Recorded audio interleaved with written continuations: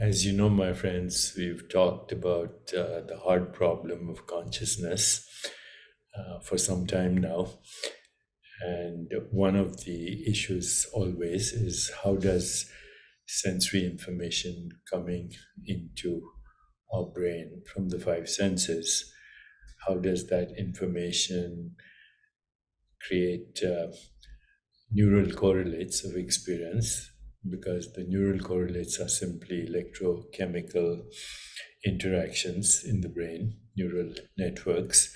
How does that create the experience of perception, our own body and the physical world? And this problem seems unsolvable.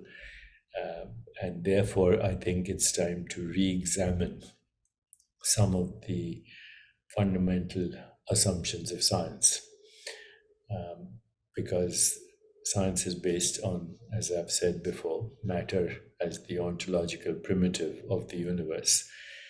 And when matter is the ontological primitive, we can't explain mind or emotions or insight or intuition or creativity or imagination. How do force fields, atoms, molecules create the experience of the body and the physical world?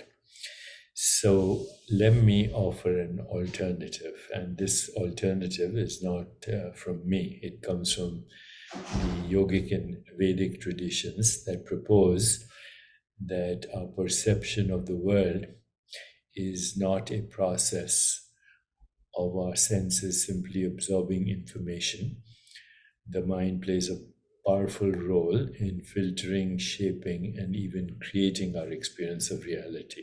And it includes the experience of our body and the physical world. So, for those of you who are not familiar with these terms, let me introduce some sanskaras and vasanas. So, samskaras and vasanas, these terms refer to the impressions and tendencies that accumulate within our mind throughout life. They are shaped by our past experiences and how we interpreted these past experiences, by our beliefs, desires, and fears. These samskaras and vasanas. So, samskara is residue of past experience. Therefore, we could say memory stored in consciousness, and those would be the samskaras, and vasanas are the tendencies for future interactions and also desires and imagination. These sanskaras and vasanas form a sort of lens through which the mind interprets our raw sensory data. There is conditioning. Over time, this internal lens grows stronger. Our minds become conditioned to see the world in specific ways. Essentially, we tend to see what we are programmed to see, not necessarily an objective world. So, this actually points to the illusion of objectivity. As a result of this understanding, yogic and Vedic philosophies challenge the notion that our senses actually provide us with an objective view of the world. Once again, the world we experience and even our body is to a large degree, a projection of our own internal states colored by conditioning. So let's take a few examples. Let's consider emotions. Have you ever noticed how a bad mood makes the world seem bleak, while good spirits make everything appear pleasant?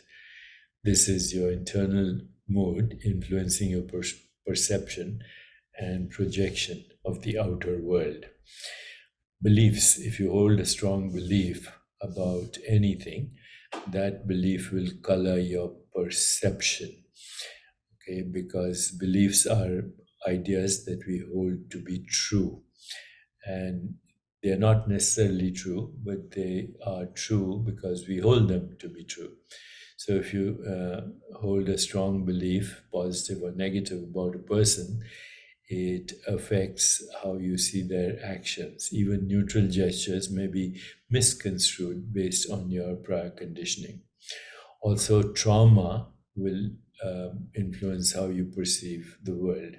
So, someone with unresolved trauma may unconsciously project past experiences and fears onto present situations, misinterpreting them as threats.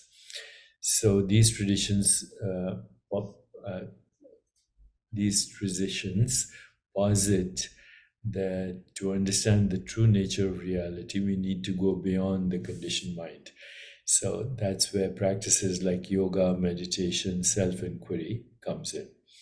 As we increase our self-awareness by becoming aware of our sanskaras and vasanas, we can start to see how they distort our perceptions. Also, when the mind is quietened through meditation, we become actually more aware of our samskaras and vasanas, and we can see how they distort our perceptions. I said that before. So, cultivating witnessing awareness is very important. The goal is to develop the ability to observe our thoughts and sensations without judging them or without interpreting them, and without getting caught up in the projections of the mind.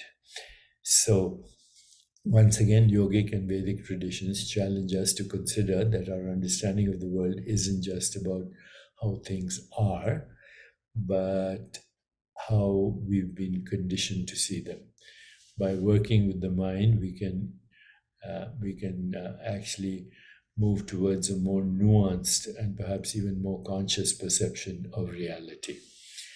Okay, now what has this to do with karma? Is our body and our experience of the world a karmic projection of the conditioned mind? I'll address this in the next video, next installment. I hope you find this useful.